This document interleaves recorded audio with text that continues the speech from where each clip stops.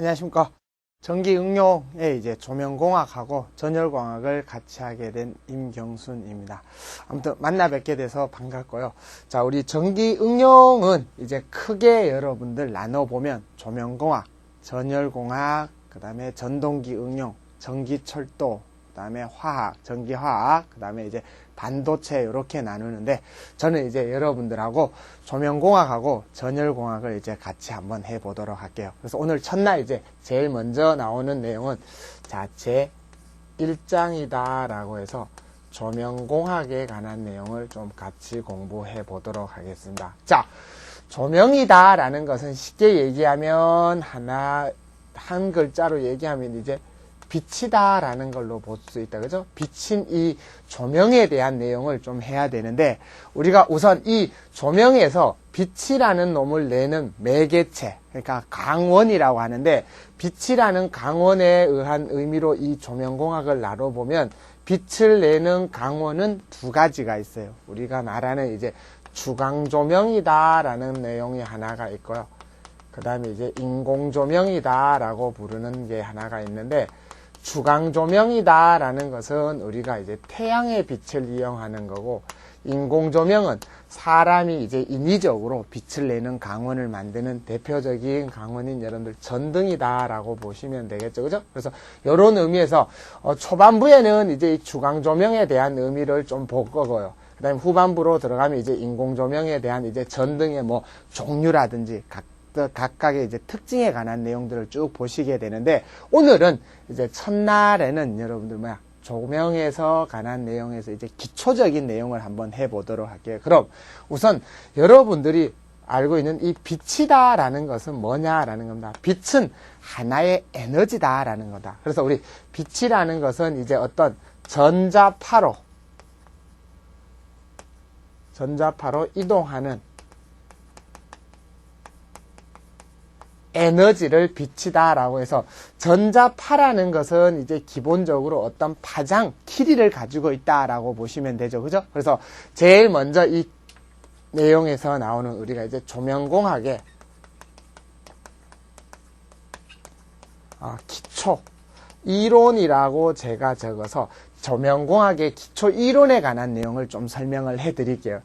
첫 번째 나오는 이제 우리가 빛이라는 에너지에 빛이라든지 뭐 열도 이제 하나의 에너지니까 에너지의 전달 현상이다 라고 한번 적어서 설명을 드리면, 에너지에 해당되는 빛이나 열은 이제 전달되는 현상을 보면 크게 세 가지로 나눠, 여러분들이 알고 있는 제일 먼저 나오는 말로 이제 전도라는 말이 있죠. 그죠? 전도라는 말은 열이 물체를 통해서요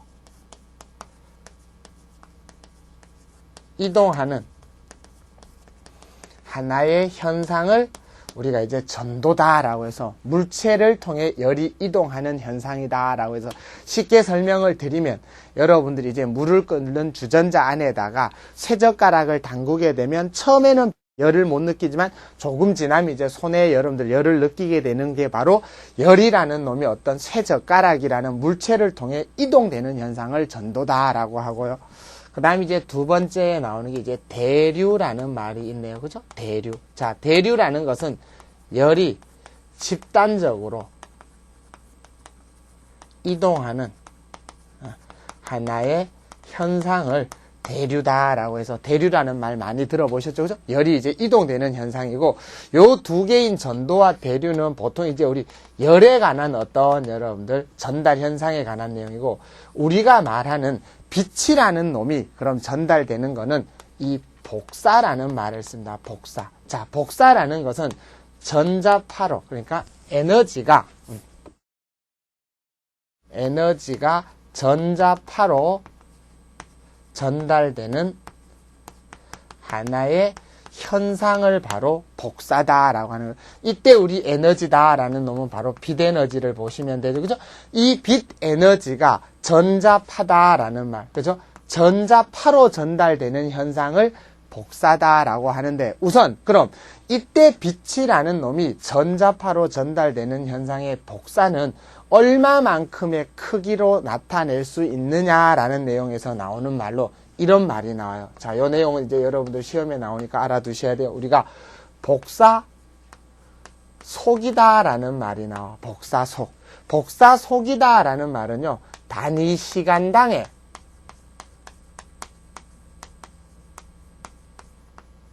복사 에너지의 크기를 나타내는 걸 복사 속이다라고 한다. 자, 그래서 복사 속은 단위 시간당 복사 에너지인데, 그럼 이 복사 속의 단위가 시험에 가끔씩 출제가 되는데요.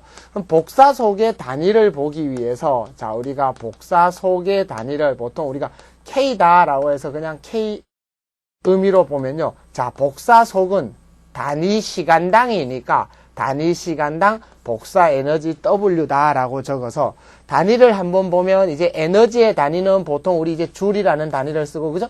시간의 단위는 MKS 단위기에서 세커를 보면 S다라고 적을 수 있어서 줄 퍼 세크라고 적으면 에너지를 시간으로 나누는 단위, 우리가 많이 알고 있는 단위, 전기에서 나오는 우리 전력이라는 단위인 와트와 같은 단위잖아. 그죠? 그래서, 복사 속의 단위다라는 것은 뭐다?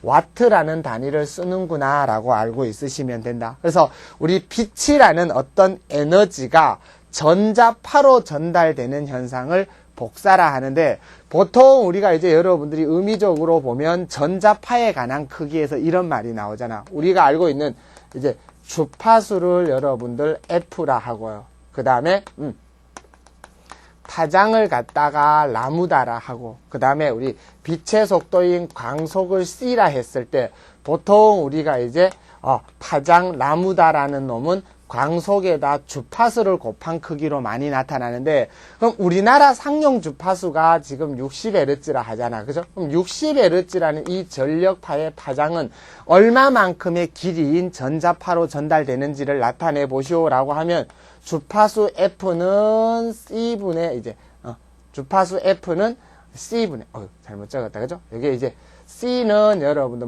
라무다 F다라고 했을 때 주파수 60Hz에 대한 우리 파장을 나타내 보시오라고 하면 F분의 CO라고 하면 60Hz에 대한 C 광속의 크기는 3 곱하기 10의 8승 메타퍼세크니까 요거 계산하면 약 5 곱하기 10의 6승 메다라는 이 파장으로 이런 전자파로 전달되는 게 60Hz라는 우리나라 상용 주파수에 대한 파장의 의미로 볼 수 있다라는 거죠. 그죠? 그래서 여기에서는 여러분들이 복사 속의 의미만 좀 기억을 해 주시면 되겠다. 그죠?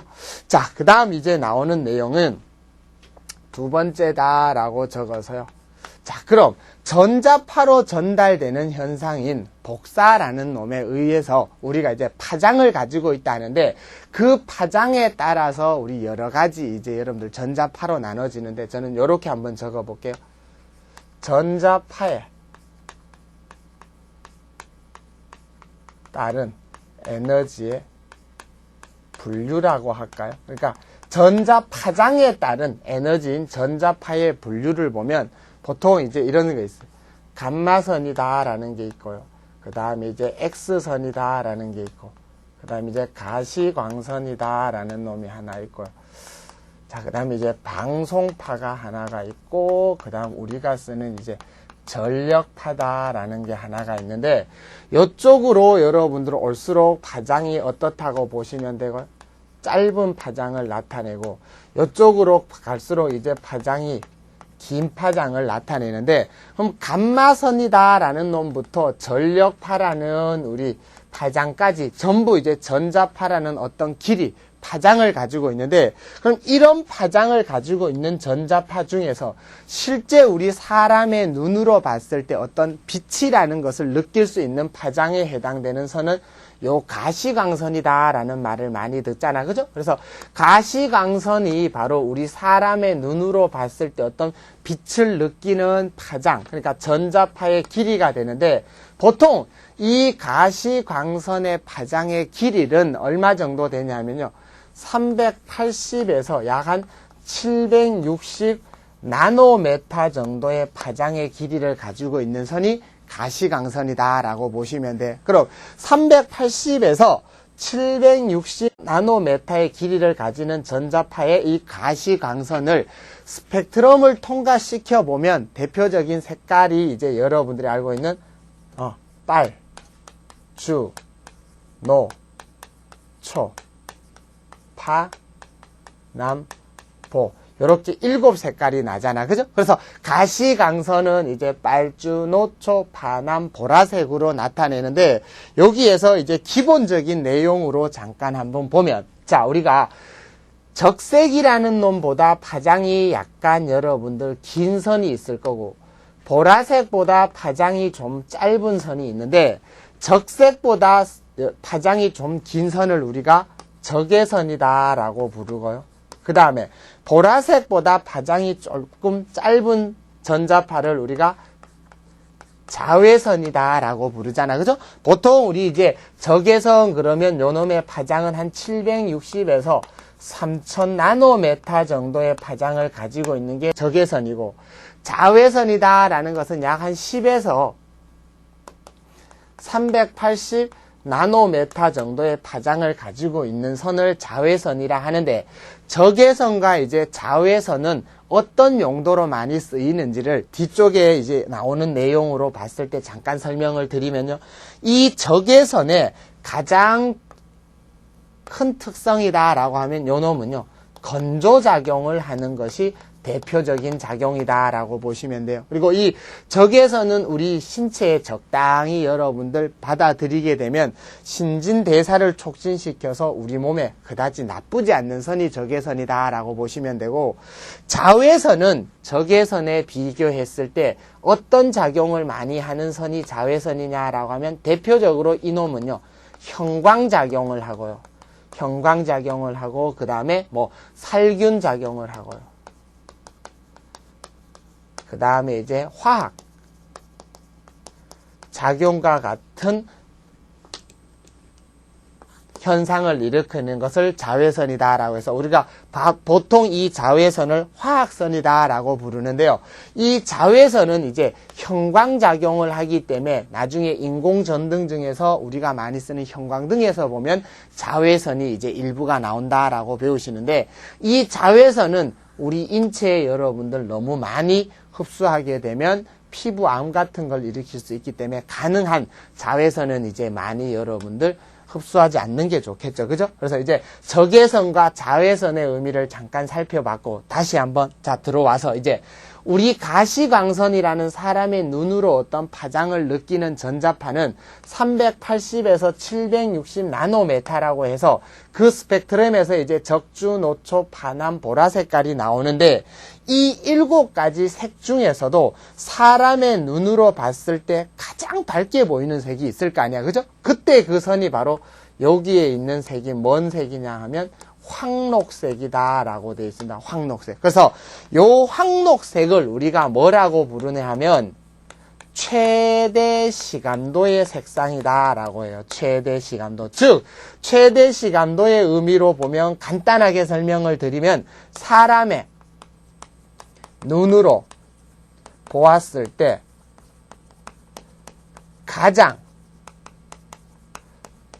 밝게 보이는 색이 바로 뭔 색이냐라고 하면 황록색이다 라고 하시면 돼. 그래서 황록색을 최대 시감도라고 해서 사람의 눈으로 봤을 때 가장 밝게 보이는 색상이다 라고 하시면 되는데요. 그럼 이 최대 시감도인 황록색에 관한 내용에서 보면 파장이 있을 거 아니야. 그죠? 그럼 이 황록색의 파장은 얼마 정도 되는지를 한번 알아봤더니 그 황록색은 380보다는 아무래도 큰 거고 760보다는 작은 범위 내에 있는 전자파장을 가지게 되는데 이때 황록색인 최대 시감도를 나타내는 파장은 보통 555 나노메타 정도의 파장의 길이를 가지고요. 이때 이놈의 에너지는 보통 한 680 루멘파 와트라는 에너지를 가지는 색이 바로 황록색이다 라고 해서 반드시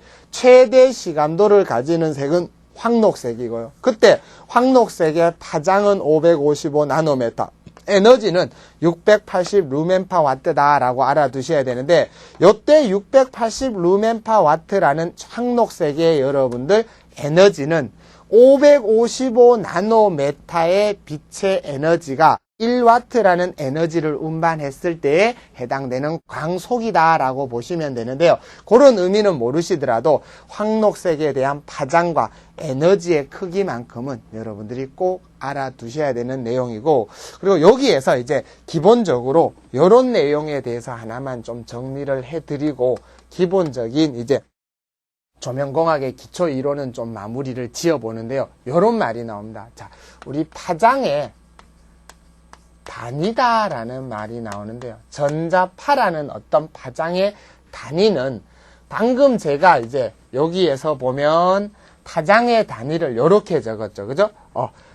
380 나노메타, 760 나노메타다라고 적었는데요. 일반적으로 우리가 많이 쓰는 단위인 1나노메타라는 파장의 단위는 나노가 이제 10의 마이너스 9승이니까 요 놈을 1 뭐라고 적기도 한다? 미리 마이크로라고 적어도 돼요. 그러니까 미리가 10의 마이너스 3승이고 마이크로가 10의 마이너스 6승이니까 두 곱을 하면 10의 마이너스 9승과 같은데, 가끔씩 이제 파장의 단위에서 이런 단위가 나올 때가 있어요. 1. 이제 옹그스트롱이다라고 나타내는 단위가 있는데요. 1옹그스트롱이라는 것은 얼마만큼의 크기를 가지고 있는 길이냐면 요거는 10의 마이너스 10승 메타를 1옹그스트롱이라고 하잖아. 그죠? 그럼 옹그스트롱이라는 놈의 단위를 갖다가 나노메타라는 단위로 환산했을 때는 어떤 크기가 있는지 보려면 이렇게 하면 되죠. 그죠? 자, 1나노메타라는 파장은 이렇게 적을 수도 있잖아. 10 곱하기 10의 마이너스 10승 메다라고 하실 수도 있죠. 그죠? 10의 마이너스 10승에 10의 1승 하면 10의 마이너스 9승이니까 같아지는데, 요때 10의 마이너스 10승을 방금 제가 1옹그스트롱이다 라고 했으니까, 따라서 1나노메타는 여러분들 뭐라고 해도 돼요? 옹그스트롱이다 라고 적어줘도 되잖아. 그죠? 그 말은 나노메타라는 파장의 단위가 옹그스트롱으로 가려면 뭐만 하나 더 붙여줘라? 0만 하나 더 붙여줘라. 즉 만약에 우리 문제에서 이렇게 묻는다라는 겁니다. 그럼 여러분들 가시범위의 파장이 몇 옹그스트롱이냐라고 물어요. 그러면 가시광선의 파장이 몇 옹그스트롱이요? 라고 묻는다면 어떻게 해주면 된다고요? 이렇게 하면 되죠. 그죠? 나노메타로 갔을 때 380에서 얼마였어요? 760 나노메타였으니까 옹그스트롱으로 가면 여기에다 0 하나만 더 붙여서요. 3800에서 7600 옹그스트롱의 파장을 가진다라고 해도 되고, 최대 시감도일 때는 몇 옹그스트롱이냐라고 물으면 5550 옹그스트롱이요 라고 해도 되는 게 바로 이 파장의 단위에서 가끔씩 볼 수 있는 여러분들 옹그스트롱의 단위에 관한 기본 내용이다 라고 보시면 돼. 그래서 요게 이제 기본적인 우리 조명공학 기초 이론에서 나오는 내용인데, 중요한 내용 몇 가지만 여러분들이 반드시 기억해 주시면 되고요. 자, 그 다음 이제 두 번째 나오는 말이 측광량이다 라는 말이 나옵니다. 측광량. 자, 조명공학에 있어서는 굉장히 중요한 의미를 가지는 내용이다 라고 보시면 돼요. 쉽게 말해서 측광량이라는 것은 빛의 양의 크기를 측정하는 값이다. 자, 뭔 말이냐? 빛이라는 것은 사실 여러분들 어떤 크기가 가지고 있는지도 모르고 어떤 잡을 수 있는 내용도 아니잖아. 그죠? 근데 이 조명이라는 크기를 계산하기 위해서는 어떤 크기가 있어야 된다라는 말. 그래서 우리 전기를 하는 여러분들하고 저는 이제 이 측광량, 어떤 빛의 양의 크기를 한번 나타내는 방법으로서 5가지 정도로 이제 나타낸다라고 해서 그 크기를 좀 보셔야 되는데요. 제일 먼저 나오는 말이 이제 이런 말이 나옵니다. 광속이다 라는 말이 나와요. 광속. 자, 광속이다 라는 말은 보통 우리가 이제 F다 라고 나타내는데, 광속이라는 것은 여기에서는 빛의 속도는 아니고요. 자, 광속은 반드시 이렇게 정리를 합니다. 자, 가시 범위의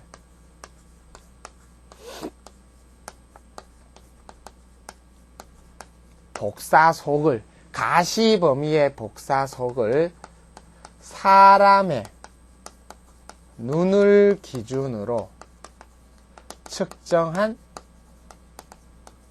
양을 뭘 한다? 광속이라고 한다. 반드시 광속은 가시 범위의 복사속을 사람의 눈을 기준으로 측정한 양이다 라는 말을 꼭 아셔야 돼요. 그래서 광속 나오면 반드시 이제 사람의 눈이다 라는 말이 나오게 되는데, 가시 범위의 단위 시간당 복사 에너지의 복사속을 반드시 우리 사람 눈으로 측정한 어떤 크기를 광속이라 해서, 광속의 의미는 원래 F라는 놈은 여러분들 뭐 미소시간 dt분의 dq다라고 해서 어떤 짧은 시간에 어떤 면을 통과한 빛의 양의 크기로 나타내는 게 광속인데, 단위를 봤을 때 앞으로 우리 광속의 단위는 뭐라고 정의하면 루멘이라고 적습니다. 루멘. LM이다 라고 적어서 광속의 단위는 뭐다? 루멘이다 라고 여러분들이 꼭 알아두셔야 된다. 그래서 광속은 이제 사람의 눈을 기준으로 측정한 양이고 단위는 루멘이다 라는 것만 알아두시면 되고요. 그 다음에 이제 두 번째 나오는 말이 특히 중요한 말인 우리 이제 조도다 라는 말이 나옵니다. 조도. 자, 조도라는 것은 뭐를 조도라 하냐 하면요. 요거는 피조면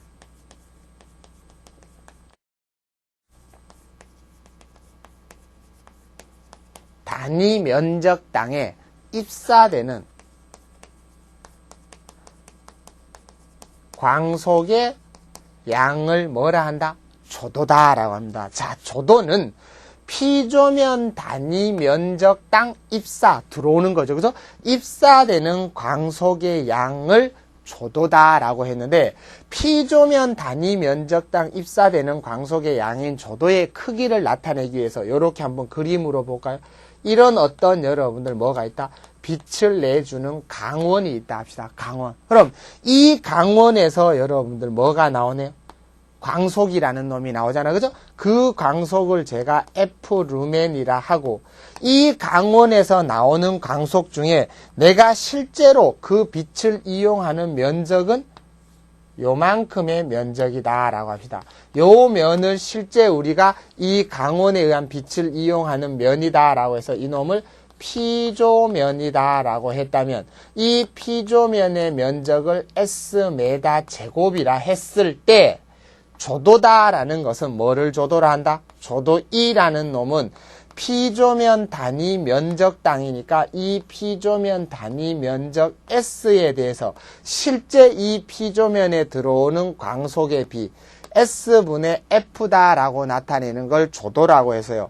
단위를 보면 광속의 단위는 루멘이라 했고 면적의 단위는 MKS 단위기에서 메다 제곱이라고 봐서 원래 조도의 단위는 루멘파 메다 제곱을 쓰는데 우리 앞으로 조도의 단위는 이걸로 쓰자. 뭐다? LX라고 적고 읽기는 뭐라고 읽는다?